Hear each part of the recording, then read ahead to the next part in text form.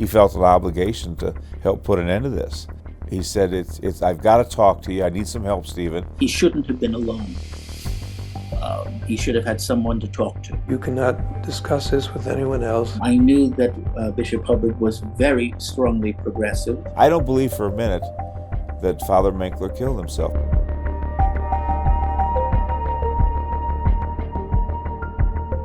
On February 15, 2004, Father John Minkler was found dead in his kitchen, face down on a blanket in his home in Watervliet, New York. Initially reported as a heart attack, it took 2 months for the coroner to rule his death a suicide. But those closest to the whistleblower priest question the narrative and wonder whether there was foul play by the clerical homosexual network he was trying to expose.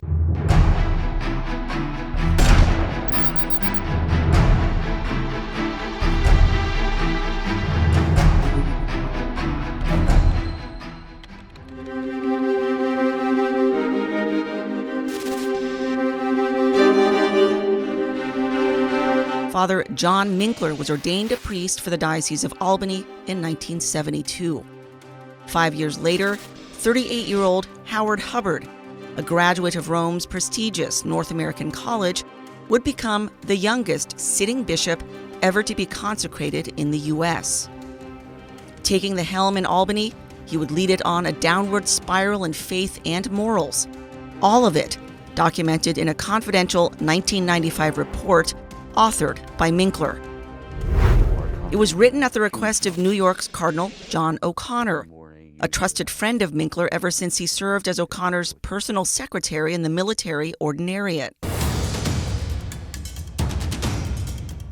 O'Connor would later take that report to Rome, urging the Pope to remove Hubbard. The Pope knew all about Hubbard's corruption and wanted keenly to remove him, but couldn't do so without proof of an actual crime, something O'Connor didn't have. Between 1977 and 2002, Bishop Howard Hubbard said he was aware of 11 priests who had been accused of sexually assaulting children. While pages were devoted to the rampant liturgical abuse and heresy propagated under Bishop Hubbard, the most damning complaints were reserved for clerics' homosexual predation. The diocese regularly accepts and ordains seminarians who have been dropped by other dioceses because of their homosexual activity. An Albany physician who works with AIDS patients stated that within a 4-month period, she encountered 2 recently diagnosed AIDS patients who were unknown to each other. They informed her with almost identical stories about their involvement with a ring of homosexual Albany priests, which also included Bishop Hubbard. One priest stated, "The reason he was pastor of a good parish and his first pastorate was due to the fact that Bishop Hubbard favors the young homosexual priests." The letter paints a portrait of a vain and vindictive bishop. Priests and laity alike are reluctant to speak against Bishop Hubbard because he tolerates no dissent. Priests who have disagreed with him due to dissenting opinions and practices find themselves frequently transferred, and if they are pastors, find themselves with or without an assistant, or with a very liberal assistant who is usually gay. One layman wrote a letter to a local paper complaining about the bishop. Hubbard retaliated by trying to get him fired from his job. Minkler's letter first became known on February 12, 2004, in a news report aired on Albany's Fox 23, which identified Minkler as the author. My name is John Aratakis. I'd like to thank you. Victims attorney John Aratakis, with a reputation for butting heads with the diocese, distributed Minkler's letter to the public at the time. He represented 2 alleged victims of Bishop Hubbard, even as Hubbard denied the abuse.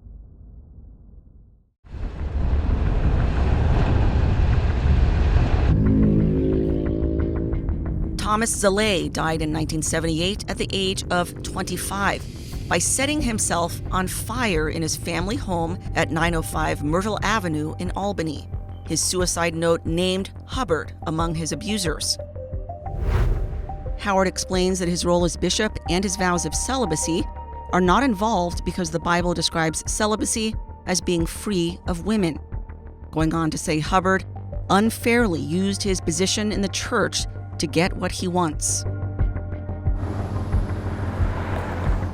Andrew Bonneau, a former street hustler, claimed Hubbard paid him for sex in gay cruising spot Washington Park when Andrew was only 14.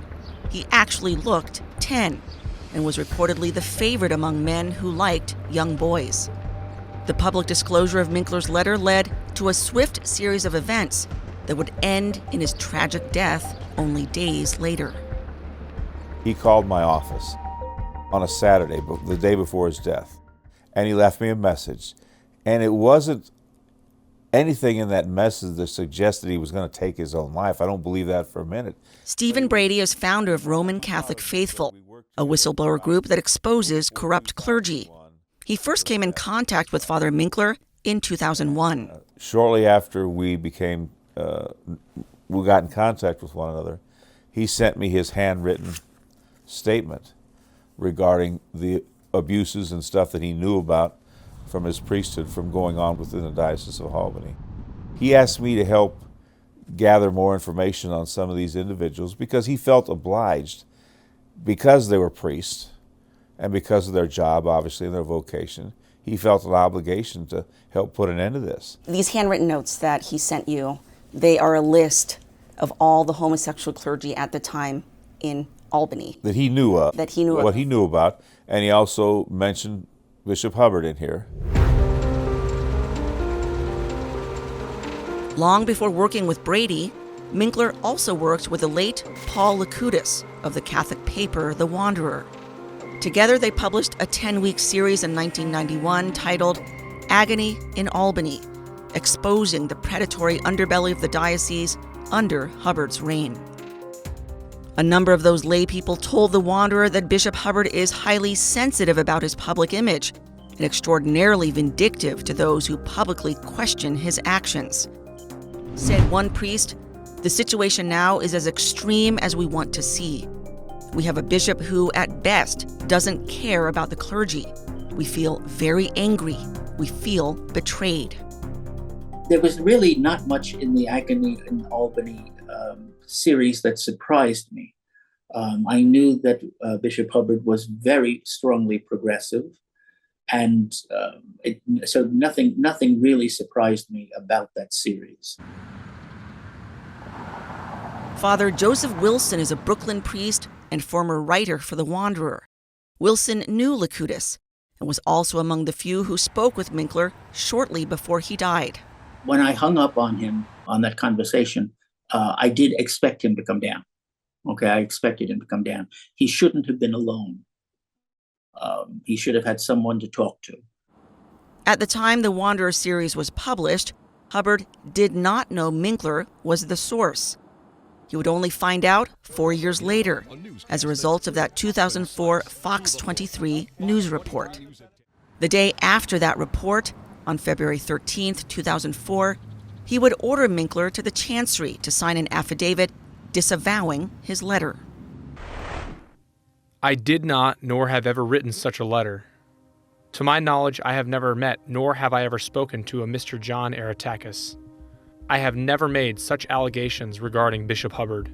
I have never, in writing or otherwise, communicated with the Archdiocese of New York regarding such allegations. I make this statement of my own free will, and I know that making a false statement is a crime. Signed, Reverend John A. Minkler. 2 days later, Minkler would be dead.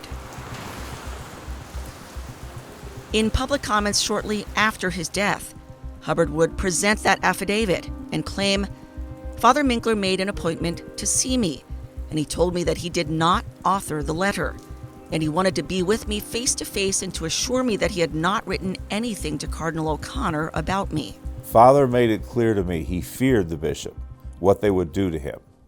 And he didn't, that's why he was so devastated when this got out before he was ready, when it became public. And he wanted nothing to do with the bishop, did not want to meet with him, but being obedient priest, he knew he had to, when he was called to the Chancery, he knew he had to go. Bishop Hubbard is the exception to the rule. It was Chancellor Father Kenneth Doyle, at the prompting of the bishop, who ordered Minkler to the Chancery, according to Locutus. Minkler told him in a phone call, Father Doyle had this disclaimer all made out, and he said, sign it. I signed it with mental reservations, and now I'm going to have to go to confession down in New York because I can't go in this diocese. Minkler sounded scared and feared publicly disclosing the letter would be disastrous for him. I read the retraction, and Father did speak to me after that, and he said they presented it to him, forced him, told him they wanted him to sign it. And I knew everything in that retraction was a lie because I had the evidence and firsthand conversations with Father Minkler. But most importantly was I had the document in his hand. But in his conversation with me, that was part of what he was upset about, because he admitted that he had indeed written the letter. In fact, he had written the letter at the request of Cardinal O'Connor, who wanted Father Minkler's concerns about Albany in writing.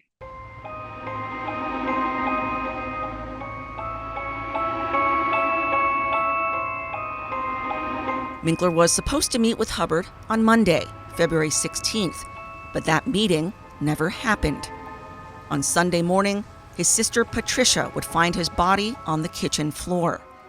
The immediate claims were that it was a heart attack.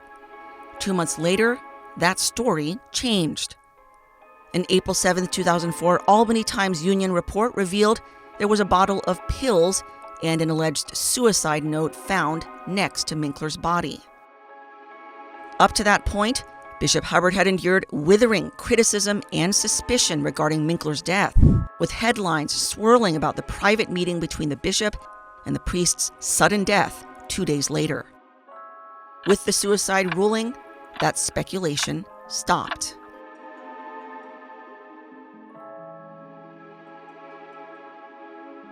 But an inside source confirmed with Church Militant the pills taken by Father Minkler were a muscle relaxer used to ease pain.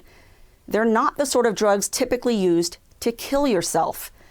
What's more, that source also insists there is no suicide note, that this was a lie put out by the coroner in collusion with the diocese.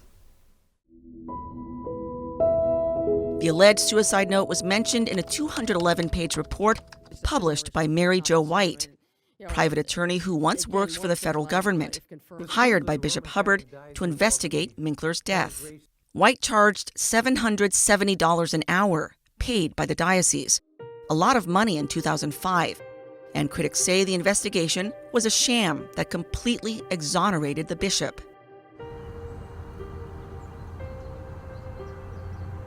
The initial police report submitted the day of Minkler's death mentioned a note, not calling it a suicide note, and failing to give details. Members of the Watervliet Police Department did respond to above address on said date and time for a report of a person attempting suicide. Victim did leave a note. According to the 2004 investigation by Mary Jo White, she never actually saw the note.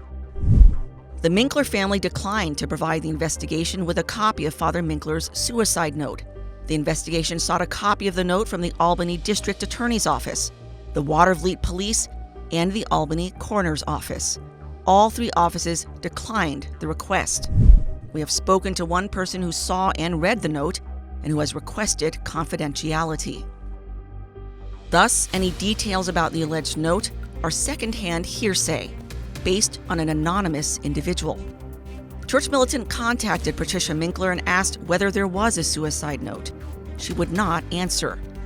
As mentioned, the source Church Militant spoke to, who's requested anonymity for reasons of privacy and safety, categorically denies the existence of any suicide note, asserting it's never been shown to the family in the nearly 20 years since his death. Do you think Father Minkler committed suicide? No, I wouldn't believe that for a minute. In all my conversations with Father, when he was worried about what Hubbard would do to him. He wasn't worried about, ending his life. That never came up. That even thought process never came up. So I don't believe for a minute that Father Minkler killed himself. Even more, according to family and friends, suicide would have been entirely out of character for Father Minkler, an Orthodox priest who believed killing oneself is a mortal sin. Father Minkler was a priest who believed. And a priest who truly, I imagine anybody can lose their mind over a certain situation, but Father Minkler was a true Catholic, a Catholic priest, a man of God. There's no way in the world you'll ever make me believe he would take his life. And his phone call to me the day before he ended up dead, there was no suggestion of him even thinking about something like this. Even the investigator admitted things didn't add up.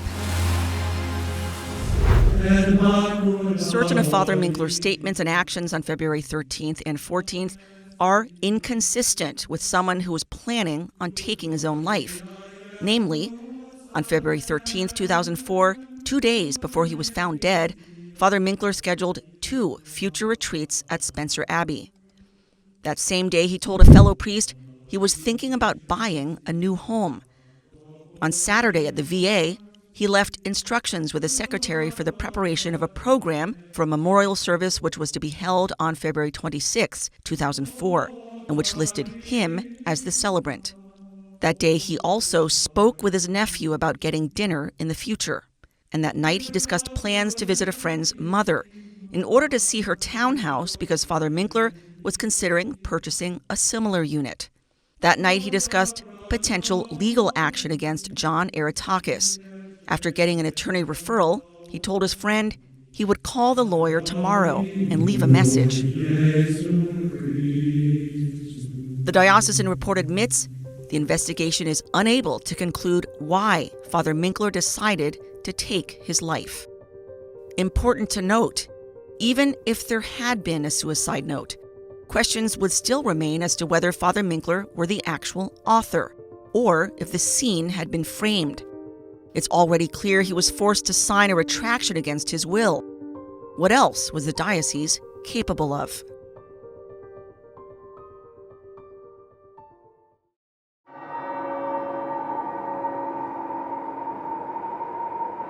Laying aside his manner of death, his warnings about Hubbard were entirely prescient. We mentioned the 2001 handwritten note to Stephen Brady, where Minkler disclosed a laundry list of gay clergy in Albany. Some noteworthy examples stand out. For instance, Father Carl Urban, of whom Minkler wrote, "A book could be written on this character. He is a real ringleader among the gays." A decade later, Urban would be accused of sex abuse by an underage male. Urban passed away in 2020, having denied the allegations. Then there's Father Gary Mercure. A mental case, was removed as pastor because of homosexual activity. Now a pastor with a school likes to talk about sex and associate with gay lay people. Now, we know the story of former priest Gary Mercure, that he was convicted of raping 2 boys in the Berkshires. Now, he is currently in a Massachusetts prison serving a 25-year sentence for that. Mercure has a close relationship with Hubbard, who's often visited him in prison. The 2 boys weren't his only victims. There were many more. One alleged victim said Mercure sexually abused him and asked him to keep the priest's pornography at his house so it would not be found at the rectory. Another accuser, according to the documents, stated he was fondled by Mercure in the priest's bedroom at the rectory. A statement from a former employee of St. Teresa of Avila said that there was a, quote, constant procession of young boys to his room. In those same documents, the former employee's brother gave a statement saying he too was abused by Mercure, a family friend. 2 of Mercure's victims, who testified in his 2011 criminal trial, claimed Bishop Hubbard took part in the sexual assaults. From a June 26, 2022 article in the Times-Union. The men, now in their 40s, for the first time are publicly asserting that Mercure and Hubbard sexually abused the older brother on multiple occasions during encounters at Lake George motels, in the rectory of Our Lady of Annunciation in Queensbury, and in Mercure's vehicle in Albany. Abuse usually occurred in connection with events such as Christmas Mass or confirmation ceremonies. The victim said Mercure on occasion drove him to Albany, and they would pick up Hubbard and drive into a park. He described a setting that appeared to resemble Washington Park, and pick up male prostitutes or men interested in having sex with strangers. I think he has been vindicated. There's no doubt in my mind that he was on the ball and knew what he was doing with these letters. Oh, I think Father Minkler's concerns have been vindicated just by all of the events in the church since then.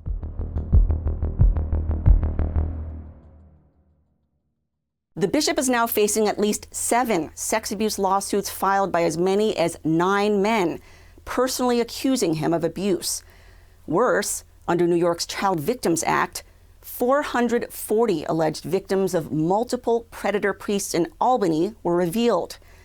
The tsunami of victims and lawsuits led to a Vatican investigation in 2021.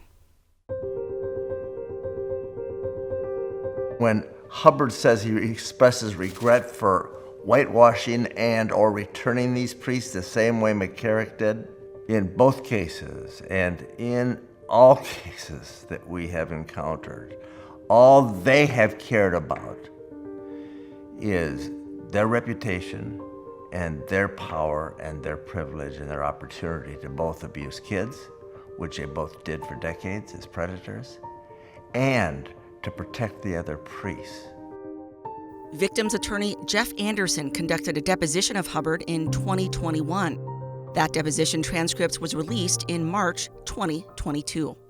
Between 1977 and 2002, Bishop Howard Hubbard said he was aware of 11 priests who had been accused of sexually assaulting children. During his tenure, the former bishop sent some of those priests away for treatment. Upon return, some were sent back to their parish, others transferred.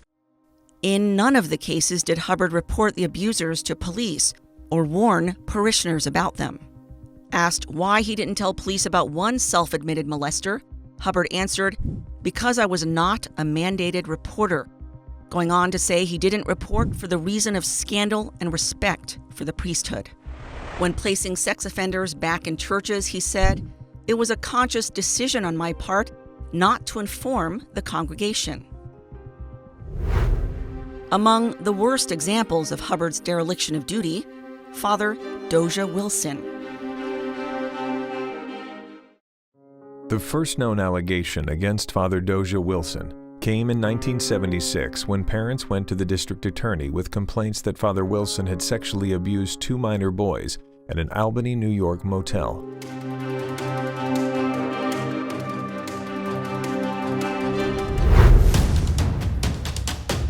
Instead of suspending him, Hubbard, at the time Vicar General, sent Wilson off to Boston, where he was accused of misusing parish dollars and molesting boys. The Boston Archdiocese kicked him out. Hubbard then turned to Rochester, New York, where he helped Wilson get work. When asked in his 2019 deposition whether he'd taken steps to ensure Wilson didn't pose a danger for children in the Diocese of Rochester when he served there, Hubbard answered, specifically, no. After complaints in Rochester, Hubbard tried to move Wilson to Tulsa, Oklahoma. They said no. Still refusing to suspend him, Hubbard moved Wilson to a parish outside the Capital District in Albany, appointing him chaplain of Columbia Green Community College. As expected, complaints followed. In his deposition, Hubbard would admit Wilson made a habit of inviting several male college students into the rectory for fellowship. It is also my understanding that this frequently involves the drinking of alcohol. In 1981, Hubbard reassigned him once again, this time to St. Mary's in Hudson, New York, failing to warn locals about his predatory past. There, Wilson allegedly abused at least 3 victims. None of the abuse had to happen. It was Hubbard's decision to put a known predator back into ministry, again and again and again. But when a bishop adopts an progressive stance toward church issues and allows his diocese to disintegrate as his diocese has, I'm not surprised when there are accusations of personal unhealthy lifestyle or immorality. I'm just not surprised at that. There's nothing worse than his death, but it makes it doubly sad, the fact that here was a guy doing something for the faith, for the church, and had to fear for his life from the hierarchy.